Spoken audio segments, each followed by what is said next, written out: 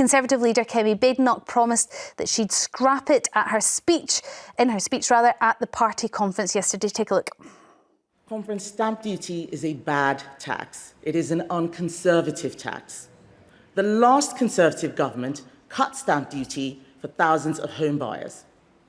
But now we must go further. So I have looked at the stamp duty thresholds to see where we can change them. I have looked at the rates you have to pay to see if we can lower them. I have decided that we can't, because that simply wouldn't be enough. Conference, the next Conservative government will abolish stamp duty on your home.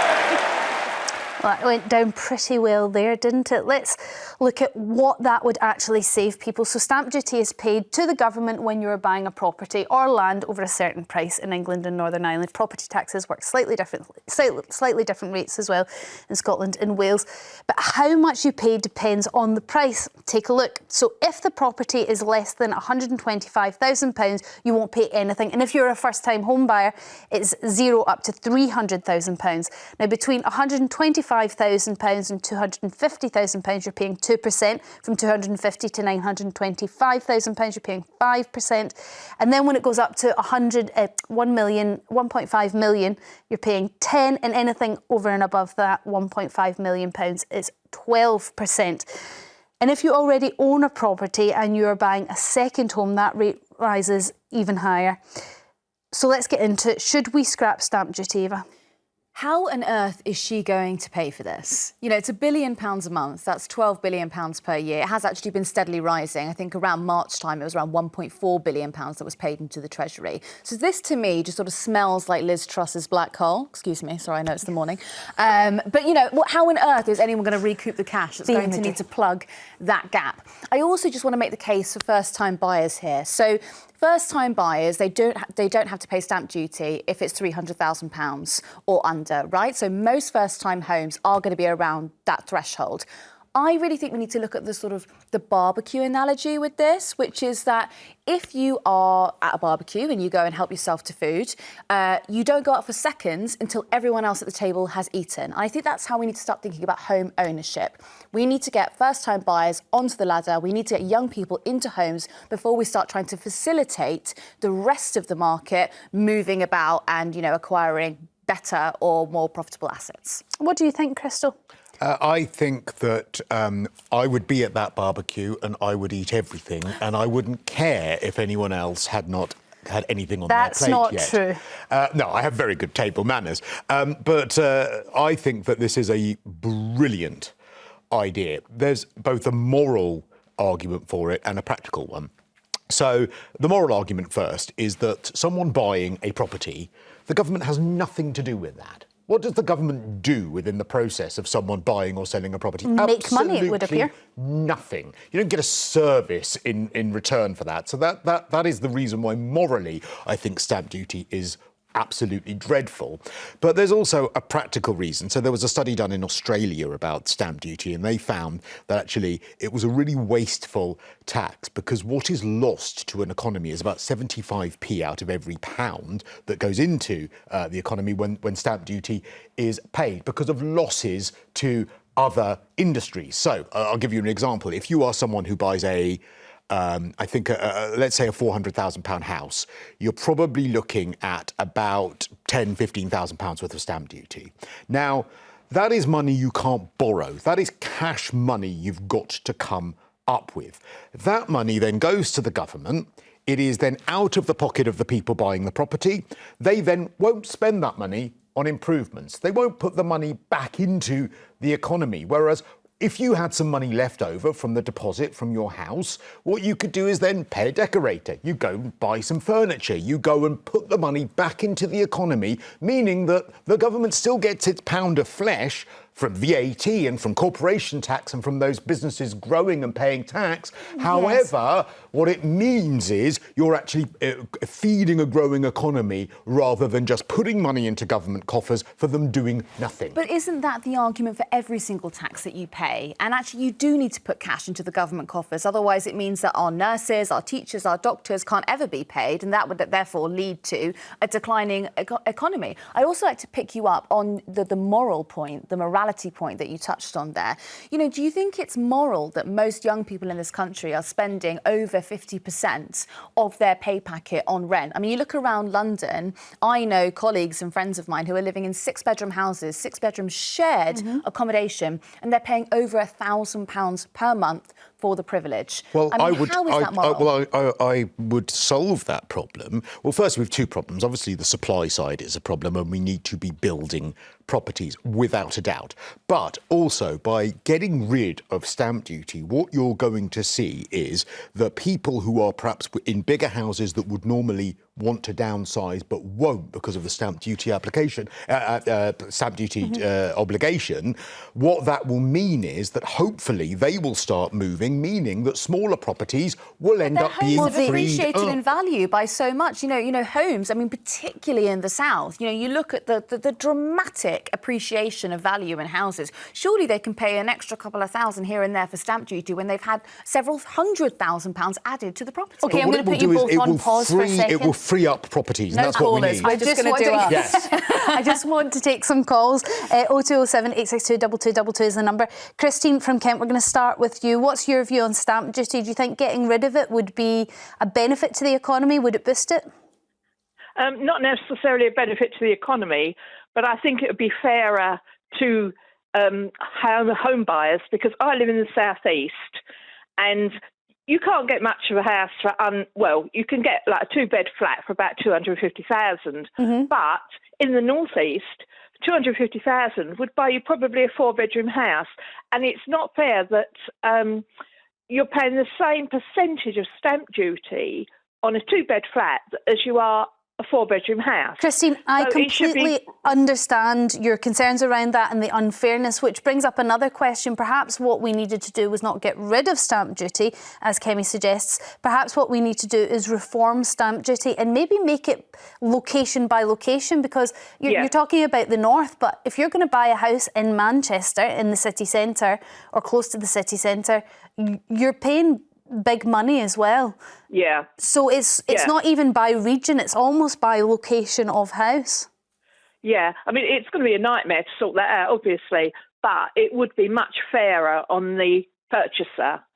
Well, even when you're downsizing, it'd be much fairer if it was regional. And when you get up to the higher overall numbers, I mean, you're paying 12% after 1.5 million, but that means that you're still only paying 12% if you're buying a £12 million house, which is a big swathe of money, I guess. Crystal, what do you think about reform rather than getting rid of? I think get rid of it, because I think that to bring in that kind of reform, I think you sort of nailed it, because there are going to be £1 million properties in the centre of Manchester.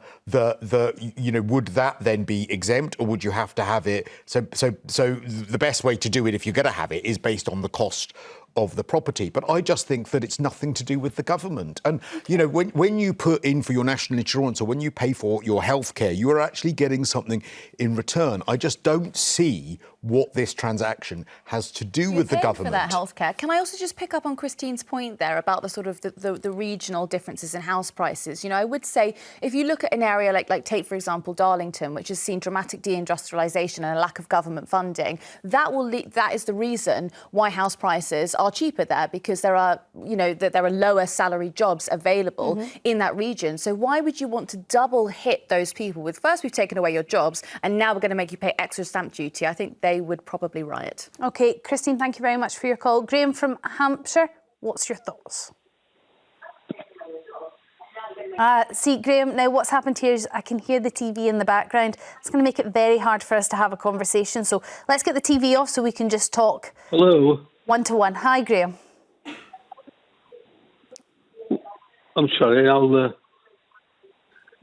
While you work this out, all the time in the world, Graham. I'm going to speak to Ava. One of Kemi's arguments for the stamp duty eradication is that it would increase social mobility. Do you not see that as a bonus? More people would be moving, therefore more people could move to nicer areas, more people could move to smaller homes. OK, so I do buy the argument that a lot of people do stay in their property because of stamp duty. I do agree with that. I do also think that if your house is appreciated in such a dramatic fashion, you know, in terms of price, if you added a few £100,000, I do think actually we should rethink this and perhaps argue, look, you've had the benefit of having this beautiful train station built next to you and a park and a wonderful school, all provided by the government. Perhaps it's time for you to give a little something back to the community in the form of stamp duty. All right. But if you've moved to an area that perhaps didn't have those things to start with, and you've lived through that, what would you do? So you'd penalise the people that have lived there when it wasn't so nice, and then once it does get nice, you'd penalise them again. No, but the benefit that they've got is they've essentially won the lottery. I mean, you know, what? This is not an over dramatisation. There are right to buy properties in London, and I'm sorry I keep being London centric, so I apologise, but there are right to buy properties that were worth £70,000 that are now worth £700,000. I'm pretty sure that lottery win is enough. OK, let's go back to the calls then. Graham, are you with us? Yes. Ah, nice. What's your thoughts on stamp duty?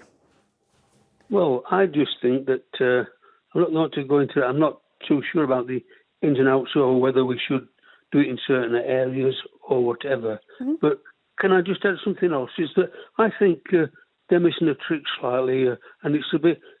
Everything helps for the first-time buyer, for example, but I think the missing a trick is that the reason that the youngsters or whatever cannot, or puts them off, or cannot buy a house because the stamp duty adds the extra cost.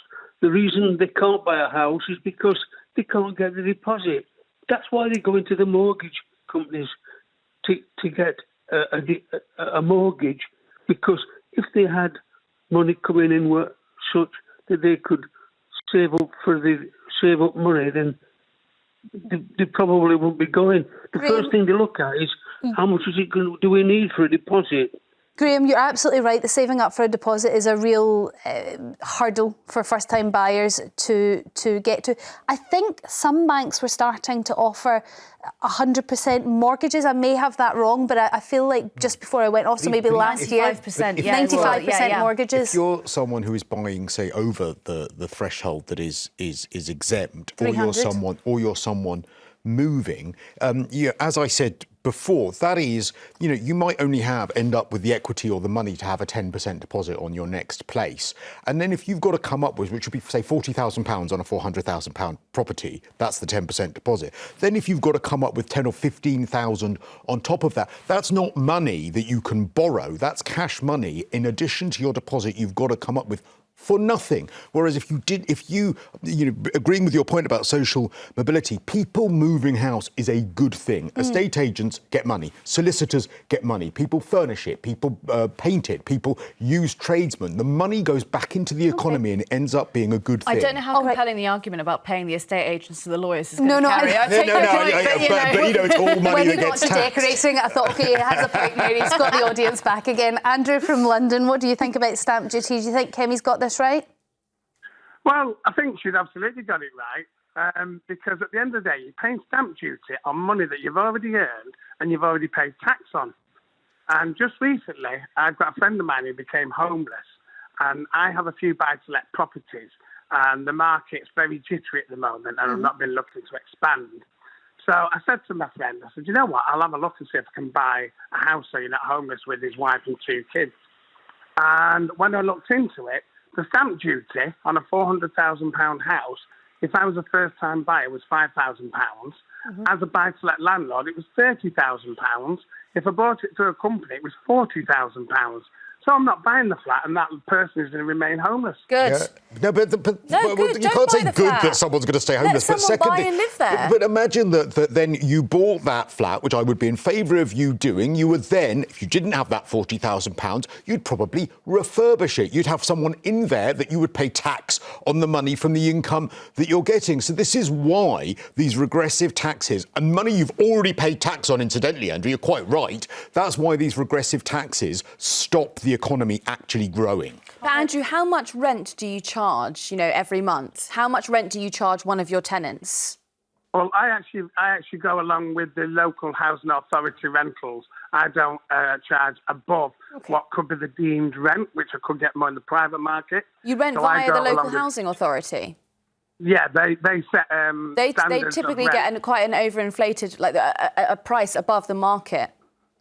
Well, they may well do, but either I don't bother and I leave a person homeless who's been on the waiting list for 12 years. No, but I think that you are using a very dramatic story to tell, you know, this is a business for you. And I think eventually you probably would want to turn that home into a rental property, into a business, part of your portfolio. Oh, no, I'm looking to buy it as a rental property to get someone that I know who's homeless Ava, with you a almost wife say and that. 2 kids off the streets. But Ava, you almost say that like, oh, you want to turn this into a business, like that's a terrible thing. I That do, is the I'm be- I backbone. do. That's I'm the being backbone pejorative. of our economy is people Okay. turning things into businesses and making a profit and paying tax on it. I We're don't going think to have to shelter should draw be a this business. to a close. But Andrew, thank you very much for calling and sharing your story. Don't forget, later we are asking if the government should let pubs...